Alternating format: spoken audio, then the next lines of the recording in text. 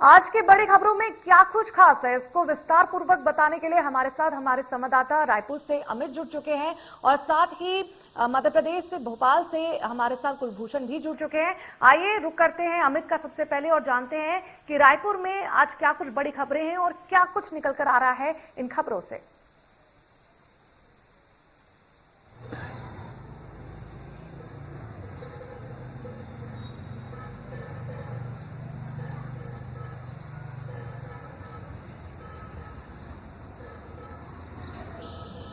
अमित, मेरी आवाज आप तक पहुंच रही है?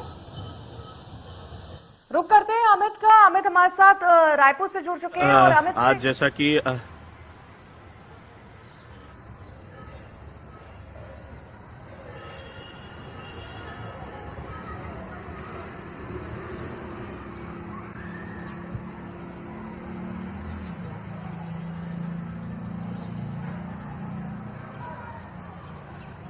हेलो, हाँ, मेरी आवाज आप तक पहुंच रही है अमित?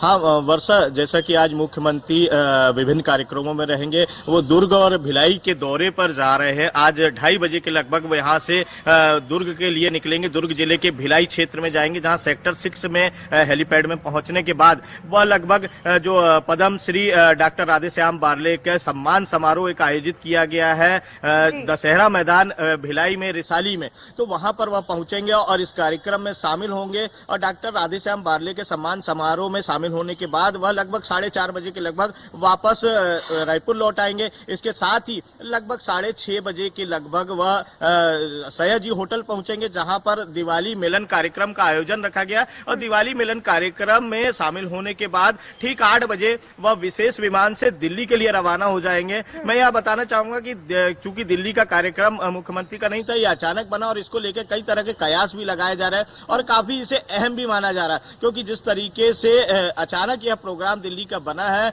तो इसको लेकर अटकलों का बाजार पूरी तरह से गर्म है। एक बार फिर 2.5 साल फार्मूले की बात हो रही है, तो वहीं यूपी चुनाव के तैयारियों में जाने की बात हो रही है, तो कहीं ना कहीं, लेकिन अभी तक स्पष्ट रूप से अधिकृत रूप से कोई भी जानकारी नहीं मिल पा रही है कि मुख्यमंत्री का जो दिल्ली दौरा है वह किस लिए बनाया गया है। हालांकि ये स्पष्ट अभी चूंकि 2:30 बजे जब मुख्यमंत्री मिलेंगे तब उनसे ये सब बातें क्लियर होंगी, तो निसंदेह दिल्ली जाने का कार्यक्रम की जानकारी मिल सकती है। जी जी अमित, आप हमारे साथ बने रहिएगा। रुक करते हैं कुलभूषण का, वो भी हमारे साथ जुड़ चुके हैं।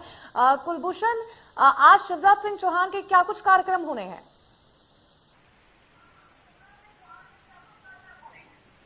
बिल्कुल, मुख्य रूप से अगर बात की जाए तो मुख्यमंत्री शिवराज सिंह चौहान और प्रदेश अध्यक्ष वी डी शर्मा आज पृथ्वीपुर पहुंचेंगे, क्योंकि हाल ही में पृथ्वीपुर में उपचुनाव संपन्न हुआ है और यहाँ पे बीजेपी को जीत मिली है, क्योंकि ये कांग्रेस की सीट मानी जाती थी, कांग्रेस का गढ़ माना जाता था, लेकिन लंबे समय बाद जो है बीजेपी को इस सीट में जीत मिली है, जिसके बाद स्थानीय कार्यक्रम में शामिल होंगे, जनसभा को संबोधित करेंगे। वहीं वी डी शर्मा भी जो है पृथ्वीपुर दौरे पर है।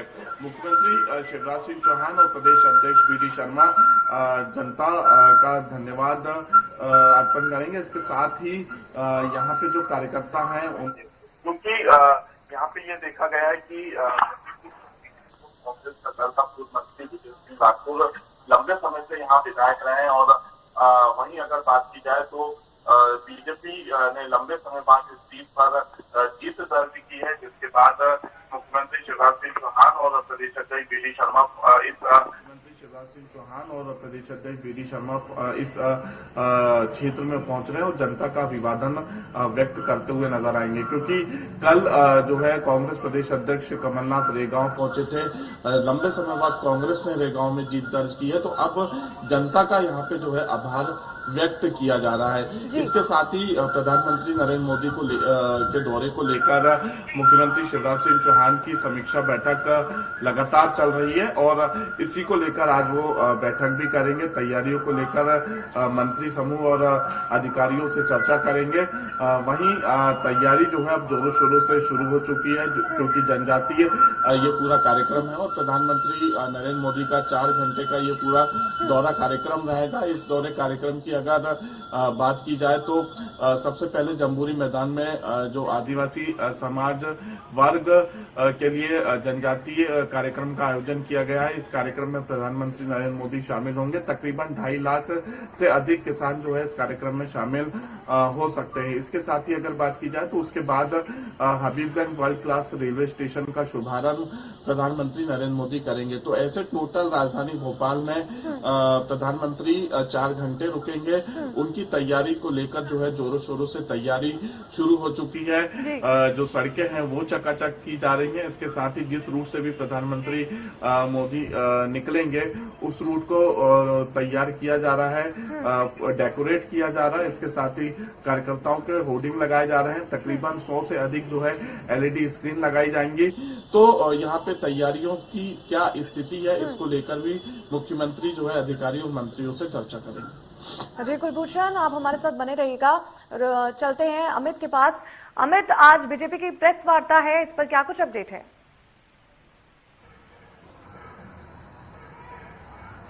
बिल्कुल, जिस तरीके से यहाँ पर मुख्यमंत्री भूपेश बघेल ने कल जो बयान दिए थे कि जो झीरम कांड की जांच को लेकर एक नया आयोग बनाने की कवायद की जा रही है, तो इसे लेकर आज भाजपा के जो पूर्व मंत्री रहे हैं ब्रजमोहन अग्रवाल, अजय चंद्राकर और राजनांदगांव सांसद संतोष पांडे और भाटापारा विधायक शिवरतन शर्मा, ये चारों की एक संयुक्त प्रेस वार्ता आयोजित की गई है। तो निसंदेह कहीं न कहीं अब न्यायिक आयोग की जांच पर जिस तरीके से राज्य सरकार यहाँ पर प्रश्न चिन्ह लगा रही है और राज्यपाल पर कई तरह के आरोप राजभवन पर लगाए जा रहे हैं, तो ठीक उस लिए भाजपा उन पर पलटवार करने के लिए और उस पर जुबानी हमला करने के लिए आज ये प्रेस वार्ता ले रही है। तो निसंदेह कहीं ना कहीं अब जो झीरम कांड की रिपोर्ट को लेकर 4184 पेज और 10 वॉल्यूम की जो रिपोर्ट प्रस्तुत की गई है राज्यपाल के समक्ष, उसे लेकर एक नया चुनावी मुद्दा खड़ा होता नजर आ रहा है।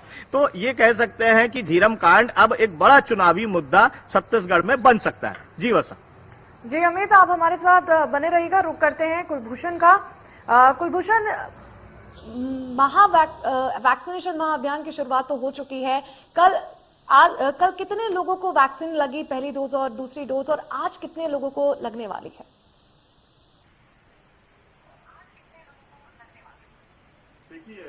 वैक्सीनेशन अभियान की शुरुआत जो है 5वें चरण की शुरुआत मध्य प्रदेश में हो चुकी है और ये देखा जा रहा है कि अन्य राज्यों की अपेक्षा मध्य प्रदेश में सबसे अधिक जो है वैक्सीन लगाई जा रही है, क्योंकि जो वैक्सीनेशन महाअभियान चलाया जा रहा है इसमें शासन प्रशासन और सरकार की तारीफ करनी पड़ेगी, क्योंकि सरकार ने फर्स्ट और सेकेंड डोज पे सबसे अधिक जो है फोकस किया था। और ग्रामीण क्षेत्र जो रूरल क्षेत्र होते हैं, क्योंकि ये देखा जाता है कि ग्रामीण जो है वो बढ़ चढ़ कर हिस्सा नहीं लेते, कहीं ना कहीं उनके मन में कोई संशय होता है जिसकी वजह से वो वैक्सीन नहीं लगवाते। तो ऐसी स्थिति में उनको कैसे समझाएं, इसको लेकर एक अभियान भी जो है सरकार की तरफ से चलाया गया था और उसका परिणाम सामने आया कि मध्य प्रदेश अन्य राज्यों की अपेक्षा अभी तक सबसे अधिक जो है वैक्सीन के डोज लगा चुका है।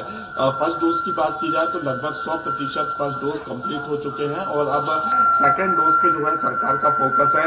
जो सरकार ने टारगेट रखा है, लक्ष्य रखा है, दिसंबर के अंतिम सप्ताह तक जो है यहाँ पे फर्स्ट और सेकेंड डोज रखा गया है। 5वें चरण की शुरुआत हुई है। कल जो है 13 लाख से अधिक लोगों को मध्य प्रदेश में वैक्सीन लगी है। इसके साथ ही 5वें चरण की वैक्सीनेशन अभियान की यहाँ पे शुरुआत की है। अब 15 नवंबर को एक बार फिर से जो है वहाँ वैक्सीनेशन की शुरुआत होगी। जो टारगेट रखे गया है साथ ही राजधानी भोपाल की अगर बात की जाए तो 500 से अधिक जो है वैक्सीनेशन सेंटर बनाए गए हैं। पूरे मध्य प्रदेश में 10,000 वैक्सीनेशन सेंटर बनाए गए हैं। तो यहाँ पे अब लगातार जो है सरकार का फोकस है वो सेकेंड डोज के लिए है और ये देखा जा रहा था कि सेकेंड डोज में लोगों को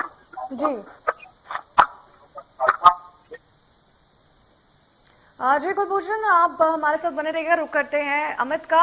अमित, जैसा कि आपने बताया, दुर्ग और रायपुर में सीएम भूपेश बघेल के कई कार्यक्रम आज होने हैं और साथ ही ये भी बात सामने आ रही है कि शाम तक, देर शाम में वो दिल्ली के लिए भी रवाना होंगे। इसके पीछे का कोई कारण?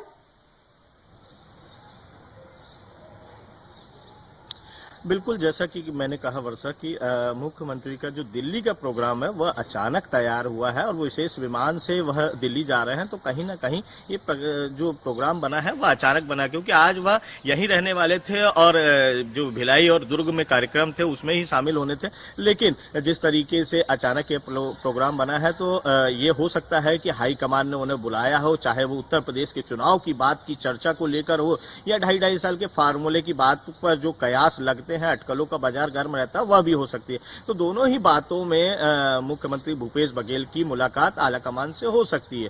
तो इसलिए अभी कहना कठिन है कि किस चीज को लेकर, किस बात को लेकर हाईकमान ने उन्हें तलब किया है, क्योंकि जिस तरीके से मुख्यमंत्री विशेष विमान से दिल्ली जा रहे हैं तो निसंदेह कहीं ना कहीं कुछ है, तो ये कहा जा सकता है। साथ ही मैं यहाँ बताना चाहूंगा कि जो हमीदिया अस्पताल की जो आगजनी हुई है उसके बाद छत्तीसगढ़ राज्य सरकार पूरी तरह से तत्पर नजर आ रही है और उन्होंने अब यहाँ पर बहुमंजिला जो आवासीय इमारतें हैं, जहाँ पर जो अग्निशमन की क्या व्यवस्था है बहुमंजिला इमारतों में, साथ ही अस्पतालों में अग्निशमन की क्या व्यवस्था है, उसको लेकर जिला कलेक्टर ने यहाँ पर एक दल का गठन किया जिसमें 10 टीमें तैयार की गई है, विभिन्न बड़े अधिकारियों की, जिसमें एसडीएम जो है उनके नेतृत्व में तैयार की गई हैं टीमें। तो इस तरीके से पूरे छत्तीसगढ़ में जो बहुमंजिला इमारतें हैं, अस्पताल है और अवैध अस्पताल है, सभी की जांच करने के लिए कहा गया है ताकि इस तरह की घटना की पुनरावृत्ति छत्तीसगढ़ में कहीं ना हो सके। जी वर्षा। जी अमित, आप हमारे साथ बने रहिएगा। कुलभूषण, हमीदिया अस्पताल की अगर बात करें तो अब तक क्या सामने आया है, क्या रिपोर्ट सरकार को सौंप दी गई है?